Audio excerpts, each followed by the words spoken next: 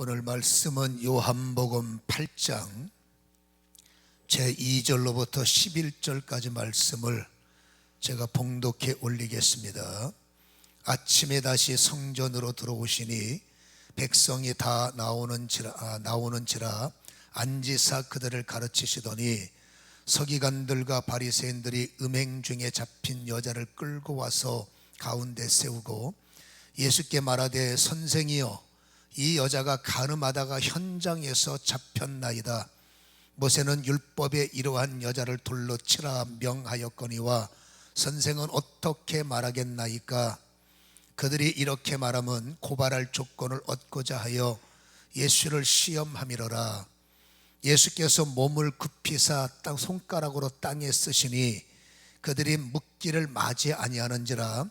이에 일어나 이르시되 너희 중에 죄 없는 자가 먼저 돌로 치라 하시고 다시 몸을 굽혀 손가락으로 땅에 쓰시니 그들이 이 말씀을 듣고 양심의 가책을 느껴 어른으로 시작하여 젊은이까지 하나씩 나가고 오직 예수와 그 가운데 섰는 여자만 남았더라.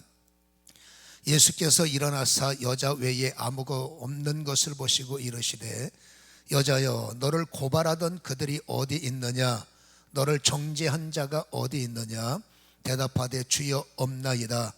예수께서 이르시되 나도 너를 정죄하지 아니하노니 가서 다시는 죄를 범하지 말라 하시니라.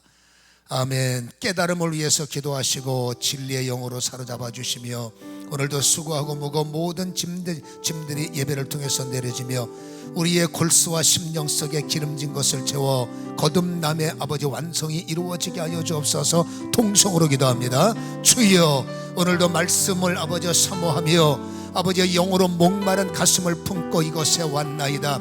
여전히 우리는 굳은 밭이요 광야 같은 인생이기에 다시 한번 주님의 기름진 은혜를 구하오니 오늘도 아버지의 진리의 말씀으로 머리부터 발끝까지 우리를 덮어 여전히 모나고 고집스럽고 여전히 내 중심적일 수밖에 없는 아버지의 육체를 쳐시고 하나님 아버지의 말씀으로 옥토가 되게 하심으로 주의 이끌림을 받는 말씀의 결실을 맺는 우리의 삶이 될 수 있도록 주도하시며 우리의 무거운 짐을 갖고 나왔사오니 오늘도 주님을 깊게 만남으로 주의 이름을 부르는 가슴마다 감사가 넘쳐나도록 무거운 짐들을 풀어주시고 하나님의 행하시고 일하시는 지혜를 따라 우리가 승리해 나가도록 돌파해 나가도록 은혜 베푸시기 원합니다. 혼란스럽고 어두운 시간표들이지만 빛으로 우리를 주관하시고 믿는 자들의 아버지 선행과 믿는 자들의 간증이 필요하오니 그럼에도 불구하고 믿음의 사람들에게 머리가 될 수 있도록 소금에서도 들에서도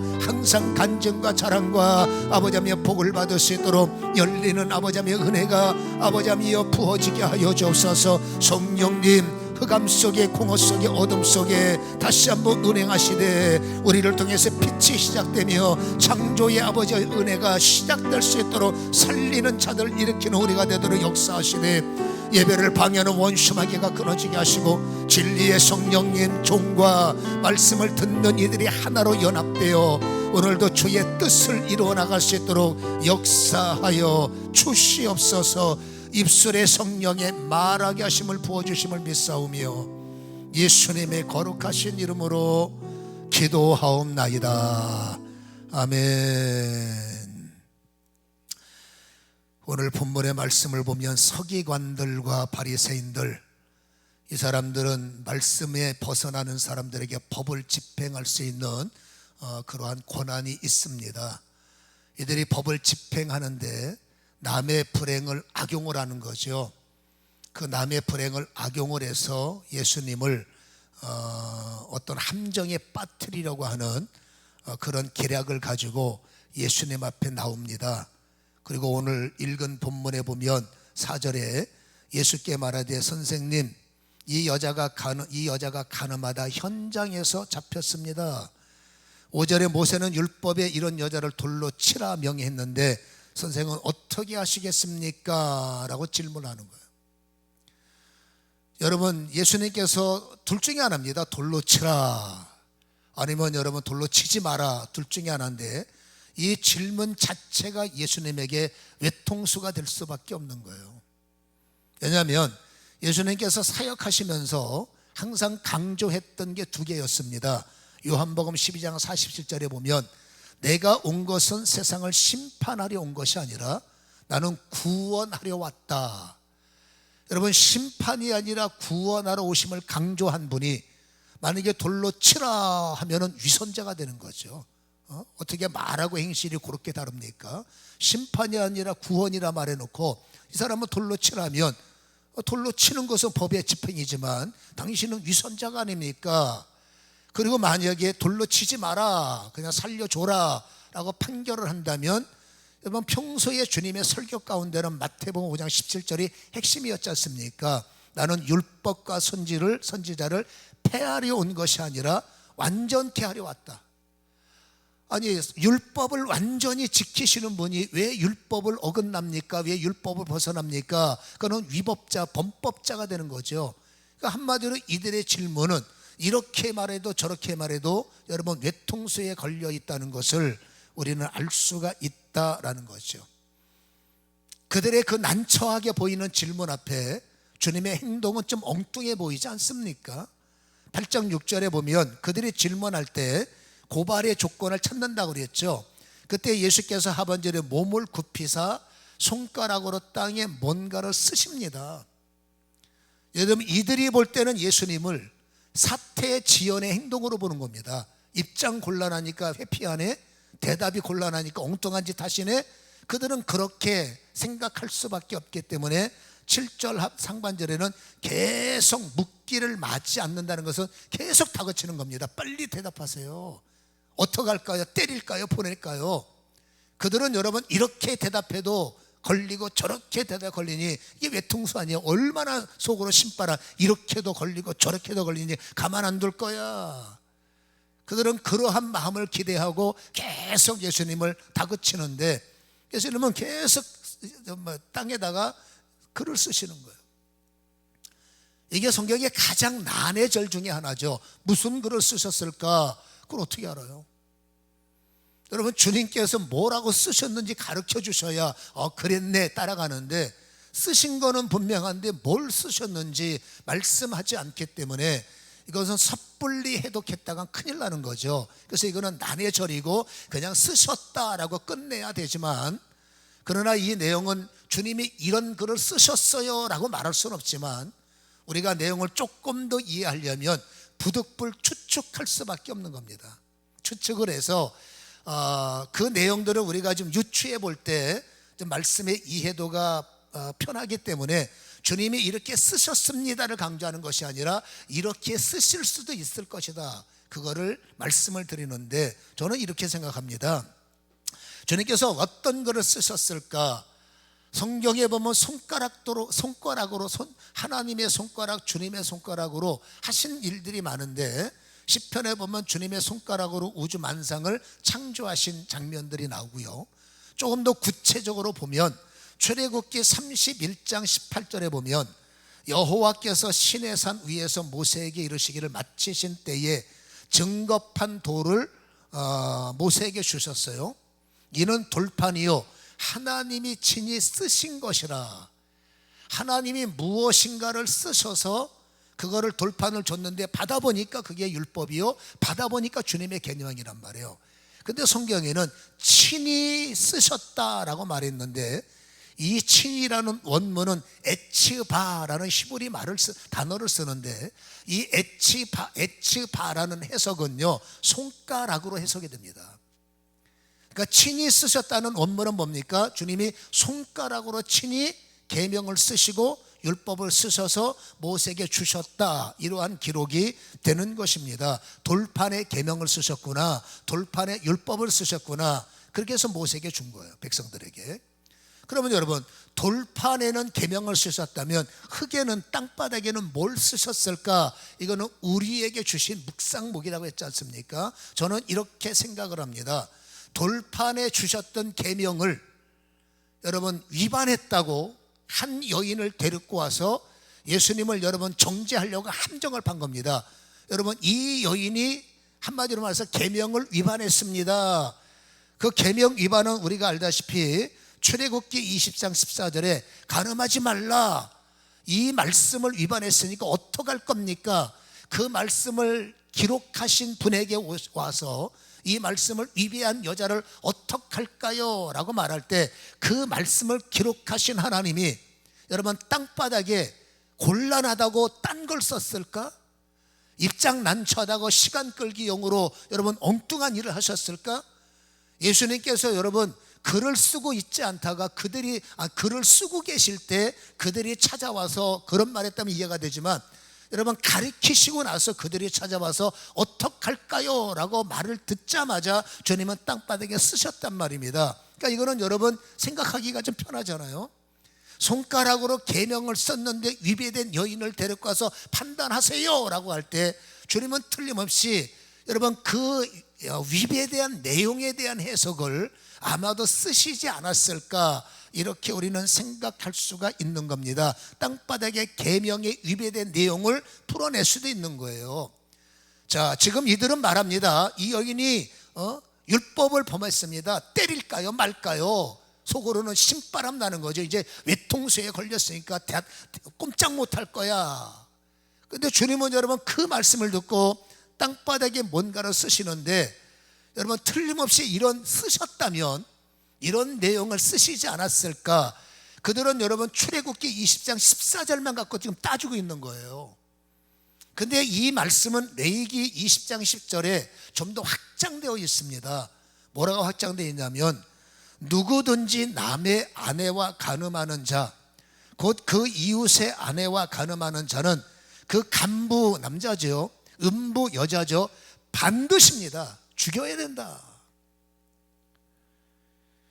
그러면 주님께서 이 내용도 그들이 빼놓고 있는, 여러분 이 내용도 땅바닥에 쓰실 수도 있고, 주님께서 이것을 해석하실 때 이겁니다. 그러면 누가 율법을 어기고 있느냐? 그들은 율법을 준수해야 됩니다. 법을 집행해야 됩니다. 그때 주님께서 그러면 누가 진짜로 법을 위반하고 있느냐 한번 따져보라. 우리는 법을 지키고 있는데요. 그러나 여러분 레위기서에는 오늘 이 사람들이 당신들 입으로 스스로 말하기를 현장에서 잡았습니다 그랬어요. 누군가의 제보를 받아서요, 그렇죠? 누군가의 말을 듣고 추적해서 잡아온 게 아니라 현장이라는 건 두 사람이 같이 있다는 거예요. 현장에서 두 사람을 잡았는데 여러분 남자는 어디로 보내버리고 여러분 여인만 데리고 와서 정죄하고 있는 그들의 모습을 보이는 거죠. 그때 주님께서 누가 율법을 어겼느냐? 지금 법 집행관들이 법을 어기고 있는 거예요. 그리고 주님께서 쓰셨다면 이런 것 또 하나 쓰셨을 것 같아요. 범법자 남자는 어디 있느냐? 예수님을 여러분 외통수로 몰려고 했다가 이들 스스로가 오히려 주님한테 외통수에 걸리고 있는 모습을 성경은 우리에게 보여주고 있습니다. 현장이라면 남자도 있고 현장이라면 여자도 있는데 왜 남자의 성경에 말하는 간부는 어디로 빼돌리고 여자만 데리고 와서 죽일까요 살릴까요 말할 때, 그러면 너희들도 율법을 위반하고 있는 것이 아니냐, 그 범법자 남자는 어디 있느냐, 이게 찍소리도 못하는 거죠. 그럴 수밖에 없는 게 당시의 유대 사회를 보면 가부장적 제도가 셌잖아요. 그리고 여러분 법을 집행할 때 원천적으로 남성 지배 이데올로기를 악용하고 있는 것을 주님께서 끄집어낸 겁니다. 그러면은 똑같이 법을 집행하려면 남자도 데리고 와야 되고 여자도, 현장이라고 말했으니까 두 사람을 데려다 놓고 누가 잘못했습니까? 아니 어떡할까요? 그러면 조금 더 그게 맞지만 여러분 남자는 빼돌리고 여자만 데리고 와서 이토록 여러분 어떡할까요? 라고 말할 때 주님이 볼 때 당신들, 그러니까 법을 집행하는 법 집행 기관부터 여러분 율법을 위반하고 있으며 율법을 지키지 않았다, 이것을 주님께서 쓰셨을 거예요. 쓰셨다면. 그리고 주님께서 그것을 쓰시고 기록하시고 그들이 썼을 때 안 봤을까요? 그때 주님께서 이렇게 말합니다. 이제는 죄 없는 자부터 돌을 들어서 쳐봐라. 주님께서 이러한 내용을 부각시키지 않았다면 조금 더 뻔뻔스러울 수 있었을 거예요. 그러나 주님께서는 분명히 레위기 말씀을 쓰셨을 것이고 누가 범법자냐? 레위기를 위반했으니까 당신들이죠. 남자는 어디 있느냐? 범인을 숨긴 죄죠. 그러니까 죄 없는 자부터 돌로 쳐라 그러면 여러분, 이것을 선동하는 리더들, 법 집행관들은 이 말씀 앞에 꼼짝없이, 여러분, 백성들은 무지하기 때문에 말씀을 끄집어낼 수 없으나 성경을 기록하신 하나님 앞에, 성경을 기록하신 예수님 앞에 법이 어땠네, 말씀이 어땠네, 주님으로 볼 때는 참 어이가 없는 거죠. 당신들도 범죄하고 당신들도 법을 위반하면서 주님을 외통수에 걸려고 하는 이 행위가 얼마나 가증스럽겠느냐. 주님께서 말합니다. 죄 없는 자부터 돌로 치라. 되려 외통수에 걸려 있는 모습을 우리에게 보여주고 있죠. 자신들한테는 한없이 관대하면서도 약자 앞에서는, 여러분, 약자 앞에서는 아주 무자비할 만큼 법을 집행하는 그들에게 네가 죄가 없으면 너부터 돌로 한번 쳐봐. 그리고 거기에 있는 모든 사람들 함께, 여러분, 뭐라 그럴까요? 같이 선동하는 사람들에게도 죄 없으면 너도 돌로 한번 쳐봐라. 주님께서 말씀하셨을 때 선동자, 돌을 치고 때릴 준비를 하고 있는 그들의 손이 얼마나 미안하며 그들이 숨을 못 쉬는 겁니다. 주님께서 너 돌 들었지? 너부터 죄 없으면 쳐봐. 너도 돌 들었지? 너도 죄가 없으면 쳐봐. 여러분, 말씀하시는 집행자들한테는 하나님의 말씀 갖고 들이대신 거예요. 그리고 여러분, 그들에게 선동이 되어서 함께, 그렇죠, 힘을 갖고 있는 군중을 향해서는 주님은 아마도 눈빛을 마주치면서 네가 죄 없으면 쳐봐라. 여러분, 저는 히브리 4장 12절의 말씀을 다양한 각도에서 접목해야 된다고 봅니다. 병든 자에게는 그 말씀은 치유의 능력으로 찔러 쪼개시죠.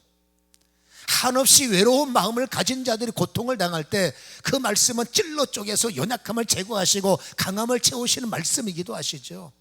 그러나 이토록 뻔뻔한 사람들, 저도 마찬가지고 여러분도 마찬가지고 다 마찬가지겠지만, 이토록 여러분 뻔뻔한 사람들이 주님 앞에 마치 우리는 의인이고 우리는 최선을 다하고 저 인간만, 저 사람들만 죄인입니다. 주님이 볼 때는 너도 죄인인데, 그들에게 주님이 말합니다. 그 눈빛, 여러분, 너 죄 없으면 너부터 돌 들어봐, 그리고 쳐봐 하는 그 주님의 말씀, 들려오는 주님의 말씀, 좌우의 날쌘 검이요. 잘 들어보세요.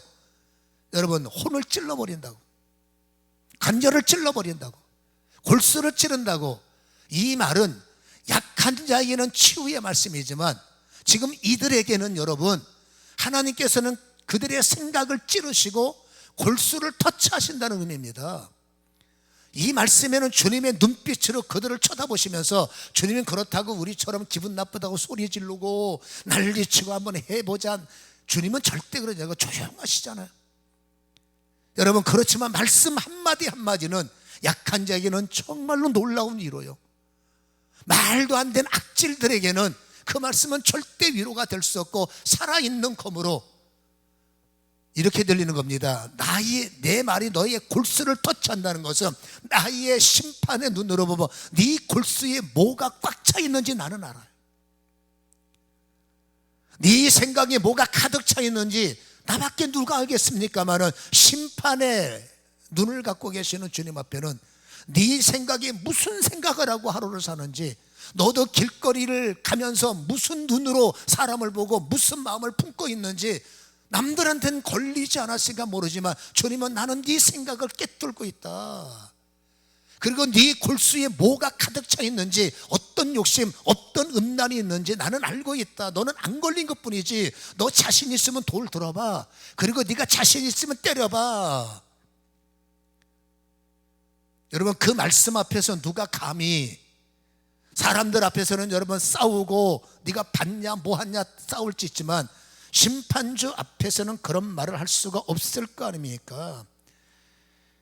그때 여러분, 그들의 마음속에는 가슴에 비수가 꽂혔을 것이고, 그들의 양심의 가책을 받아서, 내가 너를 심판할 때도 똑같은 잣대 갖고 심판할까? 라는 말씀 앞에서, 그런 느낌 앞에서 그들은 여러분 들었던 몸에 힘이 빠지는 거죠. 너 돌 들었으니까 네가 한번 쳐봐. 그냥 손이 내려오는 거예요. 그 들었던 돌을 내려버리고 정말 죄송해서 쥐구멍에 숨고 싶은 마음으로 여러분 어른으로부터 젊은이들까지 충동했던 선동대 사람들이 다 하나씩 집으로 돌아가는 이러한 모습을 우리에게 보여주고 있는 거지요. 저는 여러분 이 내용을 보면서 그나마 인간미가 있네. 어쨌든지 양심의 가책을 받을 줄 알고 그 말씀에 여러분 정말 부끄러움을 가질 줄 알고 부끄러워할 줄도 알고 내가 이게 뭐 하는 짓이야 깨달아서 부끄러워서 돌아갈 줄 아는 이게 그나마 인간미는 있는 거예요. 요즘은 어떨까요? 요즘에는 여러분 잘 안 듣습니다. 가책 잘 안 느낍니다. 말씀에 대해서도 대항하는 마음이 세고 요즘에는 그렇잖아요. 자신에 대해서는 다시 말합니다마는 너무나 관대하고 하나님 앞에 나와서도 성도도 마찬가지입니다. 하나님 앞에 관대함을 구하는 거. 하나님 나는 관대하게 보셔야 됩니다. 이유를 막론하고요. 주님 나의 모든 죄는 다 용서하셔야 됩니다. 이건 개인 신앙이기 때문에 잘하는 거죠. 관대함을 베풀어 주옵소서. 그리고 나의 모든 죄는 하나님 털끝만치도 놔두지 말고 다 포매시켜 주시기 원합니다. 개인적으로는 충분히 이해를 하는데 문제는 1만 달란트 받은 뻔뻔한 인간처럼 내 자신한테는 관대하면서도 너에 대해서는 그게 안 되는 거예요. 저도 이 설교를 준비하면서 제 자신이 부끄러운 겁니다. 왜? 여러분 저도 제 자신 너무 관대한 겁니다. 하나님 앞에 기도할 때도 관대함을 가. 하나님 저는 관대하게 다루셔야 됩니다. 하나님 저는 정말로 귀하게 다루셔야 됩니다. 하나님 저에게 은혜 주셔야 됩니다. 혹시라도 아버지 용서의 은혜와 그걸 계속 저한테. 근데 만약에 거꾸로 여러분 저에게 불편하게 하는 분들 그분들에게 어떤 마음을 품을까 죄송한 거죠. 1만 달란트의 빚진 자가 여러분 그 빚을 갚아야 하는 왕에게 끌려가서 너 이거 빚 안 갚으면 내가 너 옥에 가둬버릴 거야. 통곡을 합니다. 한 번만 봐주세요. 통곡을 합니다. 한 번만 기회 주세요. 그 통곡하는 눈물이 너무나 안쓰러워서 여러분 1만 달란트로는 어마어마한 빚을 여러분 조건 없이 탕감합니다. 그래 탕감할 테니까 잘 살아라. 탕감하신 분은 예수님이 그 긍휼이겠죠. 1만 달란트로는 헤아릴 수 있는 빚을 탕감받고 얼마나 이 인간이 기분 좋겠어요. 눌루랄라 길을 가다가 한 사람의 멱살을 잡아서 너 잘 만났다. 너 나한테 100데나리온 빚 졌지. 예 갚아. 죄송한데 한 번만 봐주세요. 내가 사는 게 힘들어서 요즘 갚을 능력이 안 되는데 조금만 기회를 주시면 제가 틀림없이 갚겠습니다. 성경은 그렇게 기록했잖아요. 이 사람이 못 갚어 네 맘대로 해. 그러면 이해가 돼요. 근데 한 번만 봐주면 내가 꼭 갚겠노라 그렇게 얘기했는데도 안 돼 해놓고 몰인정하게 그 사람을 여러분 멱살을 치고 경찰서 끌고 가서 유치장에 쳐놓고 너 갚을 때까지 이 사람 풀어주지 마세요. 그 소식을 왕이 들었어요. 그리고 다시 한번 그 사람을 여러분 데리고 옵니다. 그러니까 너는 어떻게 인간이 이렇게 못됐냐. 1만 달란트라는 어마어마한 빚을 네 눈물이 불쌍해서 너의 가슴이 정말 안타까워 내가 너를 용서했다면 너도 다른 사람의 눈물을 불쌍히 여길 줄 알고 다른 사람의 그런 신음소리를 똑같이 들어야 되는 것이 아니냐. 내가 그렇게 살기를 기대했는데 너는 용서를 받고 너는 왜 타인을 용서하지 못하느냐. 너는 이제 끝났다 해서 그를 옥에 가둬치고 영원히 너는 심판을 받을 거다라는 비유의 말씀을 우리는 아마도 다 기억하고 있을 겁니다. 우리는 안타깝지만 주님 앞에 용서와 사랑과 은혜 받기에 대해서는 굉장히 간대한 마음을 원하지만 여러분 타인에게 나눠주고 용서하고 베풀매에 있어서는 어쩌면 사람마다 차이는 있겠습니다만은 여러분 인색할 수도 있고 어떨 때는 몰인정할 수도 있지 않을까라는 하나님의 말씀을 우리는 귀담아 들을 필요가 있다라는 것입니다. 그래서 우리는 항상 잊지 말 것은 어쩔 수 없이 감정이 상하다 보면 돌을 들어요. 이게 판단의 돌입니다. 정죄의 돌입니다. 그리고 혼자 분이 안 풀리니까 누군가에게 이 스토리를 끌고 나와서 어리석은 거죠. 여러분 누군가에게 이 스토리를 끌고 와서 내 얘기 들어봐. 이래 저래 저 인간이 이랬어 저랬어. 그 사람까지 귀에 죄 짓게 만드는 거예요. 그냥 문제 있으면 혼자 새기고 혼자 고민하고 혼자 풀어야 되는데, 여러분 누군가를 반드시 끌어들입니다. 그리고 그에게 이랬다 저랬다 듣는 사람도 죄예요. 그러니까 안타깝게도 친하다는 이유 때문에 서로 동의하고 이유를 어쨌든지 같이 그 사람을 정죄하고 현장 돌아나지만 말의 돌로, 정죄의 돌로 그 사람을 때려버리고, 그 사람을 여러분 대화의 테이블 위에 올려놓고 난도질해버리고, 그걸 주님께서 보고 있는 거죠. 그래서 우리는 이 세상을 살아감에 있어서 기억하실 것은, 여러분 누군가에게 감정이 왜 안 상하겠습니까? 여러분 그때 주님께서 이 상황을 내 감정으로 처리하기 전에, 아버지 저 사람을 내가 정죄하고 싶고 정말 용서가 안 되는데 하나님 어떡할까요? 라는 한마디만, 성도라면, 세상은 잘 모르겠습니다만은 성도라면 한마디만 우리는 여러분 들어야 된다. 그 순간에 감정을 폭발하기 전에, 어떤 말을 던지기 전에, 성도라면 주님께서 원할 때는 뭐라고요? 한 번만 주님 도를 들어 저 사람을 정죄하고 싶은데 어떡할까요? 라는 이 물음 하나가 우리는 꼭 필요하다 그 말이에요. 그때 주님은 틀림없이 이런 말씀을 드려요. 너 죄 없으면, 네가 자신 있으면 네가 언어의 돌로 치든지 분노의 절로 치든지 쳐봐라라는 이 음성을 우리는 잊고 있거든요. 안 듣거든요. 감정 먼저, 회개는 나중. 감정 먼저, 회개가 나중이면 그거는 회개가 아니라 후회하는 거예요. 후회는 뭡니까? 먼저 후회가 되어야 감정이 풀리는데, 우리는 앞에서 있는 대로 여러분 다 뭐랄까 감정 처리하고 나서 조금 미안하니까 죄송하니까 나중에 주님 잘못했어요. 근데 그게 한 번이 아니라 계속 일상이 반복이 된다면, 그는 진정한 회개의 심이 아니라 그는 후회 속에 살아가는 우리, 그건 바보 같은 짓이죠. 주님의 눈으로 볼 때는.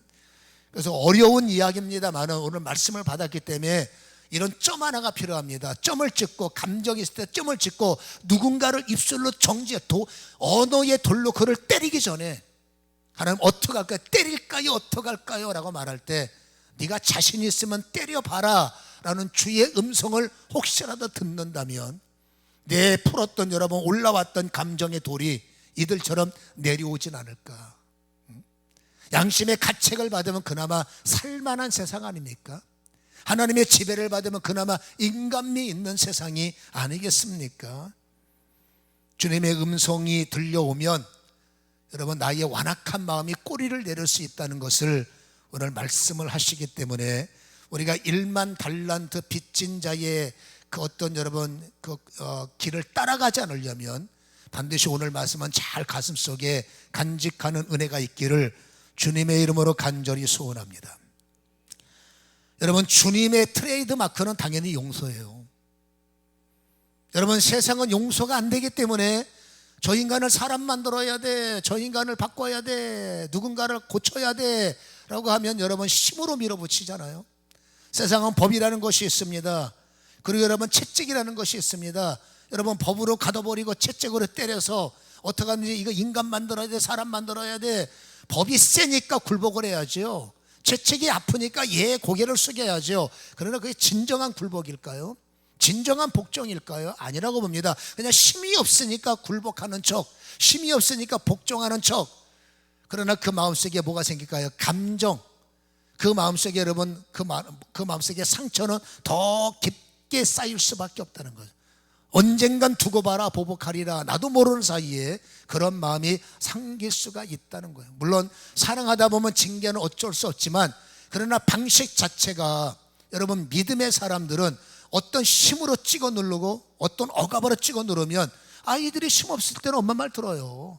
근데 머리 커보세요. 듣겠습니까? 쌓인 감정까지 터져서 원치 않는 행동이 터지면 우리 아들이 이상해졌어. 이상해진 게 아니라 쌓이고 쌓인 것들이 터진 결과가 아닐까요? 한번 물어볼 필요가 있다는 겁니다. 주님의 방법은 뭡니까? 여러분 힘으로 찍어 누르는 게 아닙니다. 여러분 용서로 품는 거예요. 용서는 긍휼이 있고 자비가 포함되겠지만, 아무튼 주님은 여러분 용서로 품는 것입니다. 용서로 그들을 다스리신다라는 거예요. 무조건 용서하라 아니죠. 여러분 힘으로 찍어 누르는 게 어쩌면 편해. 힘으로 찍어 눌림을 받는 게 편해. 왜? 힘들지만 버티고, 그냥 야단 맞지만 버티고, 뭐 정지하지만 버티고, 세월 지나면 풀리니까 편해요. 근데 주님의 용서는 편한 것 같은데 굉장한 부담이 있습니다. 여러분, 주님은 용서를 하지만 그냥 용서가 아닙니다. 우리도 용서하지만 여러분, 그냥 용서가 되면 안 됩니다. 주님의 용서는 책임이 따르는 용서예요. 의무가 따르게 하는 용서요, 책임이 따라오게 하는 용서라는 것을 우리는 알 수 있는데, 여러분, 주님은 사람에 대해서는 관용을 베푸십니다. 어떤 죄를 졌든지 주님은 일단은 사람은 용서하시는 거예요. 그러나 중요한 게 있습니다. 그 사람이 지은 죄는 절대로 용납하지 않으신다는 거예요. 오늘 11절에 그 여인을 용서하시고 나서 주님께서 나도 너를 정죄하지 않아, 이 용서예요. 그러나 가서 다시는 죄를 범하지 말라라는 말씀, 이게 의무요. 너는 이제 용서받았으니까 용서받은 것에 책임을 져야 된다. 중요한 건 책임이에요. 우리는 용서하면 끝나지만 아닙니다. 용서는 책임질 수 있는 의무를 부여해버리는 거예요. 주님은 말해요. 다시는 죄를 지으면 안 돼. 여기서 이 다시는 이라는 단어는 굉장히 중요한데, 여러분, 메케티라는 헬라어는 지금부터 점이라는 거예요. 다시는 이라는 말은 점, 지금부터 점 찍고 더 이상 점 찍고, 그러니까 주님이 용서하는 순간부터 주님은 더 이상 너는 죄의 노예가 되면 안 돼. 더 이상 죄에 끌려가면 안 돼. 더 이상 죄의 노예가 되지 말라. 더 이상 망신당하지 말라, 그 말이죠. 그러니까 여러분, 하나님의 용서는 무조건 그냥 봐주고 그냥 됐어 넘어가자 그냥 다시 하지 마, 이런 것이 아니라 정확하게 그 죄를 끄집어내셨으니 그 죄를 이제는 이길 수 있는, 죄를 이겨야 된다. 여인에게 다시는, 오늘부터 과거는 끝났어. 오늘부터 너는 또다시 이런 꼴 당하지 말고, 또다시 이런 망신 당하지 말고, 이제는 이것을 네가 간직해서 죄를 거절하는 자, 죄를 이기는 자가 되어야 된다. 여러분, 죄는 무서운 겁니다. 요한복음 5장 14절에 38년 된 사람이 죄의 힘에 묶여서 오도 가도 못하고 죄 때문에 가족들과 멀어지고 저주받은 인생이 돼서 38년이 적은 인생이 시간이 아니잖아요. 그 속에서 약을 먹어도 안 돼, 병원 가도 안 돼, 재산 있는 거 탕진하고 결국 가족들도 내다버리고, 얼마나 비참합니까? 주님께서 그를 고쳐주셨어요. 여러분, 이 사람은 신났죠. 38년의 재앙이 결박에서 풀어지고 몸에 힘이 생기고 일어납니다. 이제 사회에 복귀해야 되겠다. 너 복귀해봤자 똑같은 꼴 당한다 그러죠. 너 그 상태로 복귀돼봤자 똑같은 꼴 당한다. 그래서 주님이 하시는 말씀이 여러분 5장 14절에 다시는 죄를 짓지 말라. 똑같은 그 힘이 너를 압박하기 전에 다시는 죄를 짓지 말라라는 여러분 말씀을 38년 된 병자에게 던져주심을 우리가 이해할 필요가 있다, 그 말입니다. 그래서 용서를 받는 순간에 여러분, 우리는 책임감이 생기는데, 어떤 책임입니까? 나를 찍어 눌렀던 죄를 이길 수 있는 의무적인 책임을 가져야 되는 거예요. 근데 중요한 것이 있습니다. 마음은 그렇지만 잘 안 돼요. 여러분, 사람의 힘으로 저도 수없이 죄와 싸워보지만 정말 인간은 죄 앞에서 무기력합니다. 물론 작은 것들을 이겨나가지만 나를 넘어뜨리는 애킬레스건의 죄가 있어요. 이거는 건들면 넘어지는 거예요. 그러니까 사단은 압니다. 이기는 건 냅둡니다. 건들면 넘어지는 것을 사단 알기 때문에 가장 결정적인 순간에 애킬레스건을 쳐서 또다시 시험 들게 하고 또다시 무너지게 하고 또다시 넘어지게, 이 반복을 우리는 계속 일상 속에 죄의 반복이 일어나고 있음을 우리는 알 수가 있는 겁니다. 저는 이런 말을 잘합니다. 그냥 죄 안 지으려고 몸부림치지 말고, 제가 잘하는 말이죠. 자꾸 선한 것을, 그러니까 다시 말해서 여러분, 안 하려고 하는 것은 한계가 있으니까 새로운 것들을 하라, 선한 것들을 하라, 좋은 것들을 하라. 그 좋은 힘이 안 좋은 힘을 습관으로 덮어버리면, 안 좋은 습관보다 좋은 힘이 나의 습관이 되면 결국 좋은 힘이 안 좋은 힘을 눌러버린단 말이에요. 제가 뇌세포 얘기하면서 이런 제가 적용을 드렸지 않습니까? 자꾸 습관된 거 안 하면 여러분, 뇌세포가 스트레스가 받아요. 이미 내가 익숙해진 건 안 하려고 끊으면 뇌세포가 여러분 발작을 합니다. 짜증이 나는 거예요. 그러니까 이게 내비두고 이 뇌세포에 새로운 것을 자꾸 덮는 거예요. 새로운 습관, 여러분 보름만 똑같은 일을 반복하면 내 것이 되고 2달만 내 것을 만들어버리면 완전히 나의 습관이 되기 때문에 그냥 하든지 냅두고, 오해는 하지 마세요. 자꾸 새로운 것을 덧입혀가면 나도 모르는 사이에 새로운 힘에 사로잡히듯이 주님은 여러분 오늘 말합니다. 여러분 지나간 거는 내비두고 오늘부터 똑같은 마음이 너에게 찾아올 때 이제는 거부하라. 똑같은 상황이 연출될 때 이겨라. 그냥 나는 약해요 하지 말고 또다시 이 죄를 짓지 않으려면 명심하라, 거부하라. 명심하라, 책임져라. 네가 책임지지 못하는 용서는 무효다라는 거예요. 여러분 용서를 받으면 땅에서는 기름지고 용서를 받으면 하늘문이 열리지만 용서받은 자가 용서받은 걸 악용해서 똑같은 죄를 반복하면 결국 여러분 심판의 대상이 될 수밖에 없다는 것을 주님께서 말씀하시기 때문에 세상은 억압을 통해서 하지마라고 찍어 누르지만 하나님은 압니다. 자유의지로 활성하라. 그래서 창세기 2장 17절에 보면 하나님께서 아예 안 만들어서 눈에 안 띄고, 그게 아니죠, 눈에 보이죠. 사단이라는 존재는 지금도 존재하기 때문에 사단이 유혹할 때 뭐라고요? 뻔합니다. 선악과죠. 더 멋있게, 더 아름답게, 더 화려하게. 그때 믿음은 뭡니까? 그걸 거부하는 거예요. 죄가 유혹할 때 거부가 믿음의 힘이에요.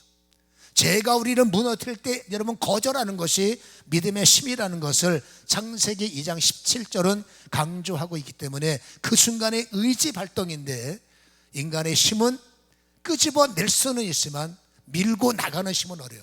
이러면 안 돼 하지만 그 자리가 있어요. 이러면 안 돼 하는 순간에 내 심 갖고는 안 됩니다. 그때 주님이 용서를 보세요. 인간이 인간을 용서하면 뭐 할 건데요? 인간이 인간을 봐주면 무슨 의미가 있습니까? 그냥 감사만 하지만 여러분 용서의 주권자는 예수님이에요. 예수님께서 내가 너를 용서한다 그랬죠. 그러면 여러분 그 용서하시는 주님이 죄를 이기라 명령하셨기 때문에 죄를 거절할 수 있는 권한은 주님이에요. 그러니까 내 힘을 끄집어내서 죄를 이기고 내 생각대로 용서, 이게 아닙니다. 그 순간에 두 가지입니다. 한 가지는 어떡할까요? 라고 그랬죠. 하나님 분노가 오는데 어떡할까요? 틀림없이 주님께서 말합니다. 인내하라, 절제하라. 나 혼자 작심삼일입니다. 그 순간에 이기길 원합니다 할 때 이기게 하시는 분은 주님이세요. 우리가 영적인 훈련은 바로 이겁니다. 주님에게 여쭙는 거 하나, 주님께서 새심을 주실 때 이 새심을 끌고 나갈 수 있는 것은 인간의 의지가, 인간의 힘이 아니라 여러분 나의 힘을 힘되게 하시는 분. 제가 2주 동안에 강조한 게 있어요. 삼손의 힘줄에 힘을 주셔야 특별을 갖고 그들의 천명을 이기고, 다윗의 연약한 오른손에 하나님께서 힘을 주셨더니 여러분 물맷돌 갖고 골리앗을 이긴 것. 나의 의지 발동 작심삼일용 뻔합니다. 그러나 이 작심삼일용에게 여러분 깨달을 때마다 우리가 해야 하는 게 있어서, 하나님 나의 의지가 무너지지 않도록 힘을 주옵소서. 나의 용서의 마음이 무너지지 않도록 능력을 주옵소서. 나의 사랑의 마음이 나의 사랑의 마음이 편견으로 빠지지 않도록 저들까지 끌어안을 수 있는 힘을 하나님 나에게 주시옵소서. 용서받은 자가 용서하지 않으면 기업이 무너져요. 사랑받은 자가 사랑을 나눌 줄 모르면 주님의 위의 은혜가 끊어져요. 우리가 왜 기도하는데도 자꾸 망하고 있느냐? 나는 관대를 원하면서 관대하지 못하고, 사랑을 받기를 원하면서 사랑을 주지 못하고, 축복을 원하면서 사회바다가 돼서 베풀 줄 모르니까 여러분 이게 영적으로 괴리현상이 되고 차단이 되는 거예요. 그럼 오늘 이 말씀은 우리가 생각을 해볼 의미가 크기 때문에 이제는 내심 갖고 살지 말고 구하세요. 주님 용서의 힘을 주시고 사랑의 힘을 주시고, 또 속에서 부글부글 끓어올라오니 하나님 다스리게 하시고, 그리고 이 다스릴 수 있는 힘이 보좌로부터 오게 하셔서 똑같은 일을 반복하지 않는 이런 은혜가 주님으로부터 부어지기를 원합니다. 그러니 설교를 들을수록 기도 제목이 늘어나는 거예요. 나는 기도할 줄 몰라요. 아닙니다. 이런 것들이 바로 기도의 제목에 더해지기 때문에 여러분 사단에게 속지 마시고 내 힘으로 살지 마시고 어려울수록 철저하게 주의 힘이 나의 근육이 되고 나의 생각이 되고, 하나님 내 골수 속에 감정 찔러 쪽에 새롭게 하시고 내 생각 속에 좋지 못한 것 찔러 쪽에 선한 것도로 바뀌어지게 하옵소서. 날마다 이런 영적 수술이 저와 여러분에게 나타나기를 주님의 이름으로 간절히 축원합니다.